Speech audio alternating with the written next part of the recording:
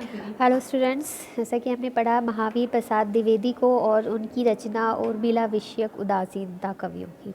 तो इस दोनों ही चीज़ों को हमने अच्छे से पढ़ लिया है। अब हम इन्हें करेंगे क्वेश्चन फॉर्म में। तो पहला क्वेश्चन है, द्विवेदी जी का जन्म कब हुआ था? तो द्विवेदी जी का जो जन्म था वो था सन 1864 में। नेक्स्ट है, उन्होंने 18 वर्ष की आयु में पढ़ाई छोड़ दी, क्यों? तो इसका सही आंसर है कि परिवार की आर्थिक दशा अच्छी नहीं थी, इसीलिए उन्होंने पढ़ाई छोड़ दी। अगला है, द्विवेदी जी विद्वान थे।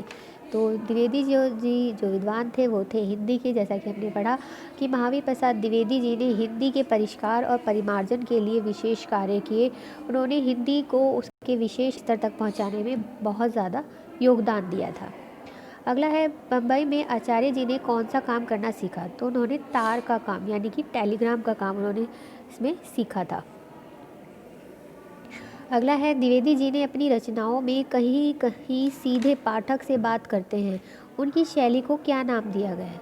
तो इसमें इस शैली को नाम दिया जाता है संलाप शैली। अगला है, द्विवेदी जी के पिता का नाम क्या था? तो द्विवेदी जी के जो पिता थे उनका नाम था राम सहाय दुबे। द्विवेदी जी ने सरस्वती का संपादन किस वर्ष शुरू किया?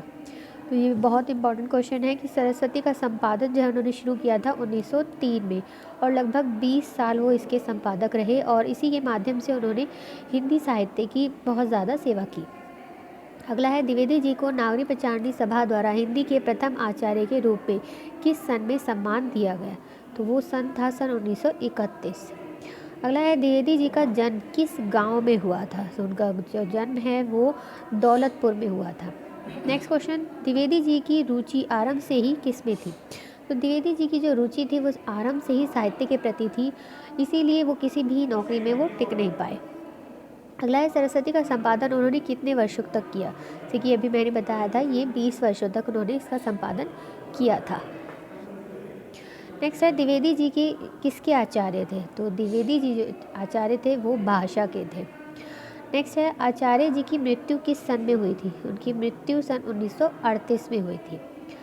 अगला क्वेश्चन, द्विवेदी युग का संबंध किससे है? तो द्विवेदी युग का संबंध आचार्य महावीर प्रसाद द्विवेदी से है, उन्हीं के नाम पर द्विवेदी युग का नामकरण किया गया है। नेक्स्ट है, द्विवेदी युग के निबंधकार नहीं है। तो इनमें से द्विवेदी युग के जो निबंधकार नहीं हैं वो है हजारी प्रसाद द्विवेदी। नेक्स्ट है, द्विवेदी युग के निबंधों में विशेषता नहीं है। तो इनमें से जो द्विवेदी युग के निबंधों की विशेषता नहीं है वो है गहन गंभीरता का अभाव। नेक्स्ट है, निम्नलिखित में से किस निबंध की रचना महावीर प्रसाद द्विवेदी के द्वारा की गई है? तो उनका जो आंसर है वो है महाकवि माघ का प्रभात वर्णन। नेक्स्ट है, सरस्वती के संपादक कौन थे? तो नेक्स्ट इसका आंसर है महावीर प्रसाद द्विवेदी। नेक्स्ट क्वेश्चन है, महावीर प्रसाद द्विवेदी द्वारा संपादित कौन सी पत्रिका है? तो इसका सही आंसर है सरस्वती। सरस्वती पत्रिका का उन्होंने संपादन किया था। अगला है, द्विवेदी जी की प्रसिद्ध रचना कौन सी है? द्विवेदी जी की प्रसिद्ध रचना है रसज्ञ रंजन। नेक्स्ट है, नाट्यशास्त्र किस प्रकार की विधा है? तो नाट्यशास्त्र जो है जो द्विवेदी जी द्वारा लिखी गई है ये एक आलोचना है, यानी कि आलोचना विधा के ऊपर ये रचना लिखी गई है। नेक्स्ट है, नाट्यशास्त्र रचना के लेखक कौन है? नाट्यशास्त्र रचना के लेखक है महावीर प्रसाद द्विवेदी, इन्होंने ये रचना लिखी है। नेक्स्ट है, विचार रत्नावली के लेखक कौन है? तो विचार रत्नावली के लेखक हैं महावीर प्रसाद द्विवेदी। अगला है, विचार विमर्श आलोचनात्मक कृति के लेखक कौन है? तो विचार विमर्श आलोचनात्मक कृति के लेखक हैं महावीर प्रसाद द्विवेदी। और इस प्रकार से हमने देखा कि इनकी तो रसज्ञ रंजन हो गई और साथ में नाट्यशास्त्र भी इन्होंने लिखी है, और विचार रत्नावली भी इन्हीं की रचना है, और विचार विमर्श भी इन्हीं की रचना है। बस इनकी विधाएं अलग अलग हैं। जैसे कि विचार रत्नावली जो है एक ये नाट्यशास्त्र जो है ये एक आलोचना है, और इनकी एक अनुदित रचना भी है जिसका नाम है गंगा लहरी। ये है अगला क्वेश्चन कि महावीर प्रसाद की अनुदित रचना कौन सी है? तो इनमें से गंगा लहरी जो है इनकी अनुदित रचना है। अनुदित, तो इस प्रकार से इनकी अनुदित रचना के अंतर्गत गंगा लहरी आ जाएगी। नेक्स्ट है, किराता अर्जुनीय रचना किस प्रकार की रचना है? तो ये भी एक अनुदित रचना है। तो इस प्रकार से महावीर प्रसाद द्विवेदी की हमने 2 अनुदित रचना पढ़ी, जैसे कि गंगा लहरी और किराता अर्जुनीय। नेक्स्ट है सुप्रसिद्ध अनुदित ग्रंथ किराता अर्जुनीय के लेखक कौन है, रचनाकार कौन है।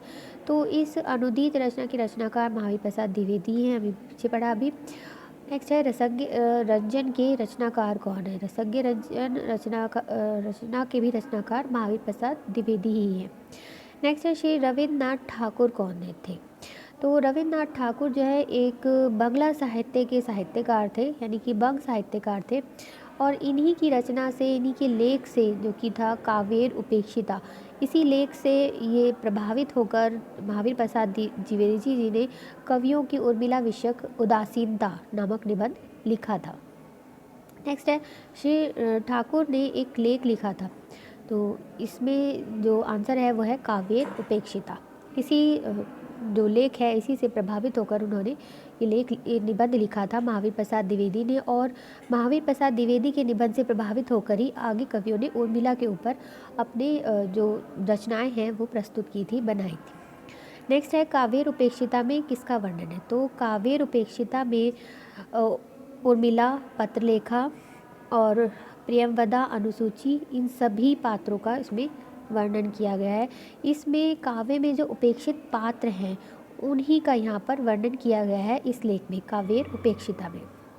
नेक्स्ट है कावेर उपेक्षिता लेख से कौन प्रभावित थे। तो ये जाहिर सी बात है महावीर प्रसाद द्विवेदी ही प्रभावित हुए थे, तभी उन्होंने ये निबंध लिखा था। नेक्स्ट है आचार्य महावीर प्रसाद द्विवेदी ने लक्ष्मण भारिया उर्मिला को केंद्र बिंदु बनाकर कौन सा निबंध लिखा। तो यही है कवियों की उर्मिला विषयक उदासीनता। अगला क्वेश्चन है आचार्य महावीर प्रसाद द्विवेदी द्वारा कृत निबंध कवियों की उर्मिला विषयक उदासीनता का उद्देश्य क्या है। तो इसका जो उद्देश्य है वो सभी सही है, यानी कि उर्मिला को यथोचित सम्मान दिलाना और कथाकारों को उसकी याद दिलाना, दोनों ही सही हैं। उन्होंने संस्कृत के मतलब रामायण के जितने भी संस्करण लिखे गए हैं उनमें सभी लेखकों को इस बात के लिए बहुत याद दिलाया है कि आपने उर्मिला जैसे इतने महत्वपूर्ण पात्र के बारे में कुछ नहीं लिखा। नेक्स्ट है क्रोच वध को देखकर व्यथित कौन हो जाते हैं। तो वो थे महाकवि वाल्मीकि। नेक्स्ट क्वेश्चन है वाल्मीकि द्वारा कृत रामायण है। तो रामायण का यहाँ पर विधा पूछी गई है कि कौन सी विधा की है। तो ये महाकाव्य है, महाकाव्य लिखा गया था ये रामायण का वाल्मीकि द्वारा।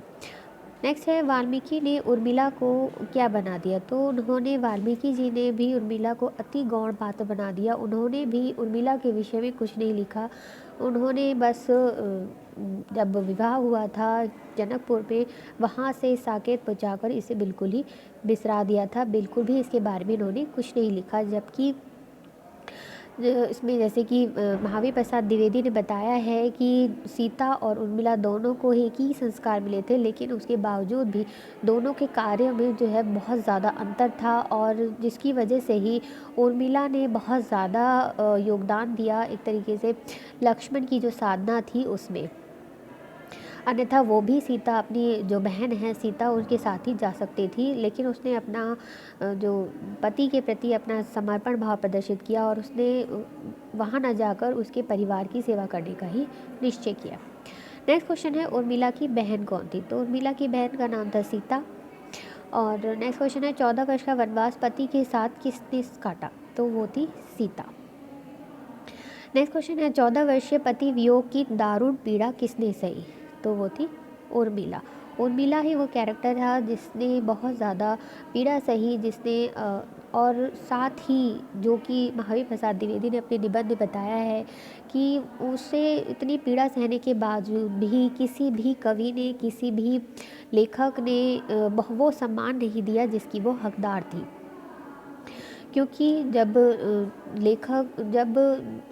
वाल्मीकि जी और तुलसीदास जी ने अपनी रामायण लिखी तो उसमें कहीं पे भी उर्मिला का उन्होंने इतना महत्व नहीं दिया, उतना इतना ज़िक्र नहीं किया जितना कि उसे मिलना चाहिए था। जैसा कि सीता जो है वो तो राम के साथ ही चली गई और मानवीय श्रुतकीर्ति को कभी पति वियोग का विछोह सहना ही नहीं पड़ा। तो इस प्रकार सबसे ज़्यादा जो कष्ट सहा वो कैरेक्टर खाली उर्मिला ही था।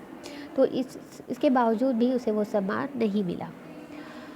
तो इस तरीके से जो वियोग की जो दारुण पीड़ा है वो सिर्फ़ और सिर्फ़ उर्मिला ने ही सही है। तो आज के लिए इतना ही। Thank you.